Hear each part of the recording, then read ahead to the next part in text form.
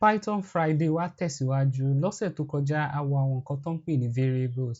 Lénìí nsìn a fẹ́ wo kí ni àwọn operators tá máa ń lò nínú Python, a dẹ̀ máa lọ kọ wọ́n náà nínú Jupyter notebook wa.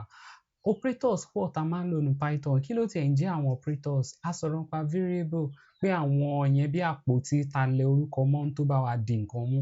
Ṣé wá rí àwọn variable yẹn a fẹ́ máa lò wọ́n nínú iṣẹ́ tá à ń ṣe, pé a fẹ́ so wọ́n pọ̀, a fẹ́ yọ kúrò ní ara wọn, a fẹ́ ṣe àwọn oríṣiríṣi nǹkan lé variable yẹn.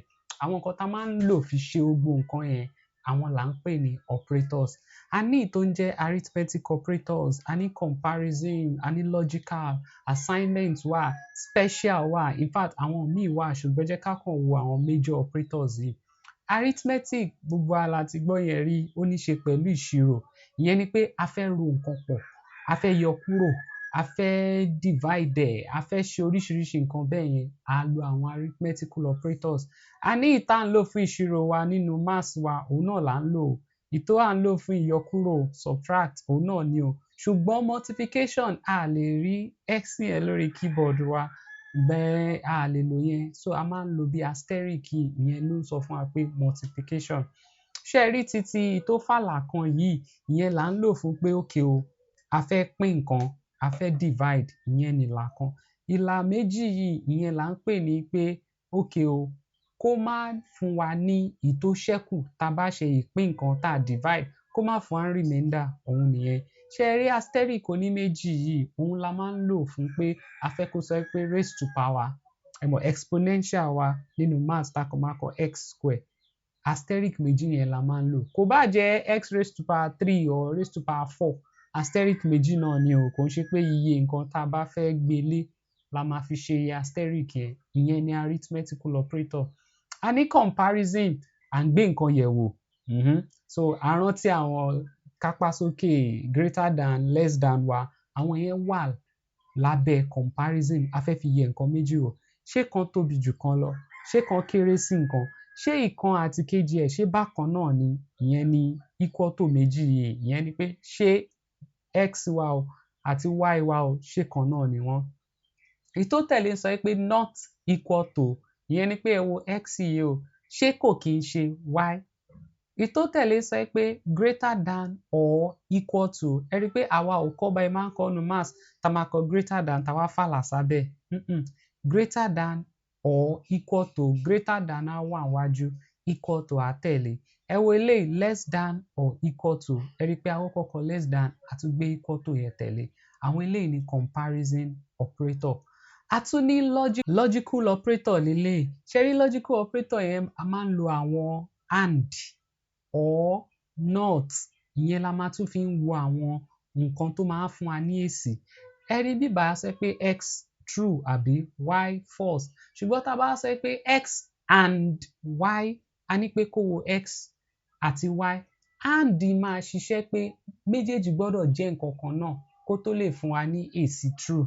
Ìyẹn ni pé nǹkan méjì ni condition tó wà nílẹ̀, ó dẹ̀ gbọ́dọ̀ satisfy méjèèjì, kó jẹ́ yes yes, kó jẹ́ true true, kó tó lè fún wa ní èsì true. Ẹ mọ̀ bóyá ọmọ lọ léèwé ń sìn, àwa ní pé o gbọ́dọ̀ pass maths o àti English kó tó rí admission. Ẹ mọ̀ pa ti sọ fún pé méjì la fẹ́ kó ṣe yẹn, and nìyẹn, ó dẹ̀ gbọ́dọ̀ satisfy conditions méjèèjì kó tó lè yọrí sí wípé ó rí admission. Ìyẹn ni pé kó tó lè yọrí sí true. Tá bá ti lo and, nǹkan méjèèjì gbọ́dọ̀ jẹ́ true kó tó lè fún wa ní true. Ṣùgbọ́n tí kan nú ẹ̀ bá ti jẹ́ false, èsì false ló máa fún wa. Ìyẹn ni pé a sọ pé ọmọ yìí o kó pass maths and English, ó wá pass maths, ó fail English, false ni. Ó fail maths, ó pass English, false náà ni. Ìyẹn tá bá ti lò ní and. Ṣùgbọ́n tá bá lo or ni pé tí kan nú ẹ̀ bá tiẹ̀ ti true, kó fún wa ní true ní èsì. Kò bá pass maths, kó fail English, tẹ́yọ kan bá ṣáà ti yọrí inú ẹ̀ tó jẹ́ true, èsì ẹ̀ máa jẹ́ true. Not náà ni pé ìdàkejì nǹkan tá à ń ṣe. A ti wo àwọn operators yìí sìn, ẹ jẹ́ ká wá lọ sí Jupyter wa, ká wá lọ pidán ẹ̀ wò ń bẹ̀. Ibi báyìí náà la ti ń ṣiṣẹ́ wa bọ̀. Ẹ jẹ́ ká bẹ̀rẹ̀ pẹ̀lú arithmetic. Ẹ rí i pé bí báyìí mo ṣe bí hash sí. Tá bá lo hash, ìyẹn ni pé kí Python má fọwọ́ kan tá a ṣe yẹn, kó má rí bí ẹni pé a ti kọ Python statement a lè kọ ohun tó ń wá síbẹ̀ tá a bá ti fi hash sí ìyẹn ni pé a kọ comment a kàn fẹ́ ṣàlàyé bóyá nǹkan program wa a fẹ́ kẹ́ni tó fẹ́ rí kó yé nǹkan tá à ń ṣe lọ ìyẹn ò dẹ̀ ń ṣe ara program tá a bá ti fi hash síwájú ẹ̀ Python interpreter máa fojú fò wípé ẹnì kan ó kàn ṣe comment ni ó ń ṣàlàyé ni ẹ jẹ́ ká fi value yìí ká fi ṣiṣẹ́ ẹ jẹ́ kí n pààrọ̀ eléyìí sí 15 x wa 15 y wa 4 ó yẹ jẹ́ ká wá wo àwọn arithmetical operator ká bẹ̀rẹ̀ bẹ́ẹ̀ tí n bá sọ pé x equals 15 y equals 4 ṣe rí tí mò ń lò yìí náà tí mo lo equal to yìí operator lòun náà assignment operator ni ìyẹn ni pé 15 tí mo kọ yìí o kó o lọ assign ẹ̀ sí x kó o forí ẹ̀ sọ x 4 tí mo sọ yìí o kó o forí ẹ̀ sọ y ẹ̀rí pa ti fún value méjì tí n bá wá ní x plus y kí ló yẹ kó fún wa o 19 àbí ṣùgbọ́n a nílò láti máa kà sórí fúnra wa a lè run ẹ̀ tí n bá ṣe run bí àbí kí n ṣe control àti enter ó máa fún wa ní èsì ṣe rí pé ó ti fún wa 19 plus nìyẹn tí n bá pààrọ̀ ẹ̀ sí minus ńkọ́ tí mo tún ṣe control plus enter ṣe rí pé ó fún mi tí n bá pààrọ̀ ẹ̀ sí asterisk ẹ mọ̀ pé mo sọ fún wa pé asterisk multiplication nìyẹn ẹ rí ó sọ pé 15 times 4 tí n bá pààrọ̀ ẹ̀ sí division ńkọ́ ẹ jẹ́ ká wo nǹkan tí yẹn náà máa fún wa ṣe rí ó fún wa ní èsì wa tí n bá wá lọ lo double asterisk ìyẹn ni pé raised to power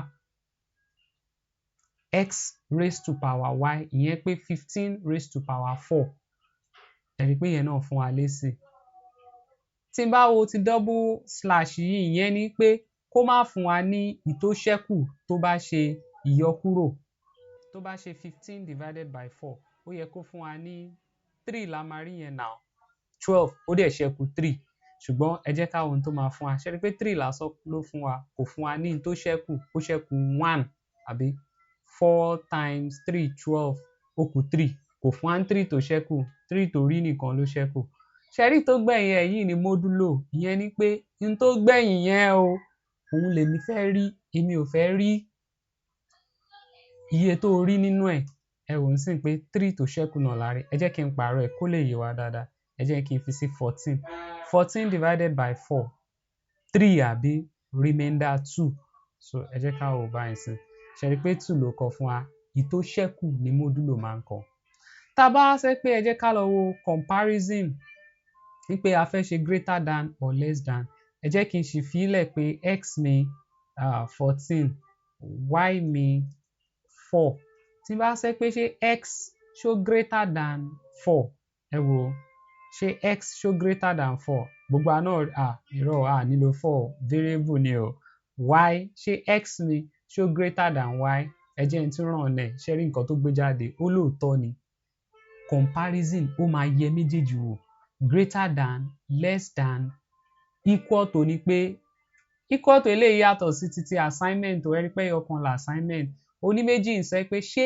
x wa ìkan náà ni pẹ̀lú y ṣe rí pé false ni torí x wa is 14 y wa is 4 ṣe ti rí tó bá jẹ́ greater than or equal to náà ni bá a ṣe máa kọ wọ́n nìyẹn pé ṣé x wa ṣó greater or equal to y kí lè sí wa true torí x wá ju y lọ ṣe ti rí lọ́jíkà náà ẹ jẹ́ kí n fi yẹn náà wá ká parí ẹ̀ síbẹ̀ tí n bá tún sọ pé ẹ jẹ́ kí n wá padà ń bíbá kí n sọ pé x wá true o y wá o is false o kí n wá sọ pé x and y ẹ rí pé true lélẹ̀ false lélẹ̀ ìyẹn ní pọ́mọ yìí ó pass maths ṣùgbọ́n ó fail English tá a bá wá lo and ẹ jẹ́ n ṣe control enter ṣe rí pé false ló fún mi torí pé ó gbọ́dọ̀ jẹ́ kankan náà tó máa jẹ́ true kó tó lè fún wa ní false ṣùgbọ́n tá a bá pààrọ̀ ẹ̀ sí or ìyẹn ni pé tẹ́yọkan náà bá ti jẹ́ true o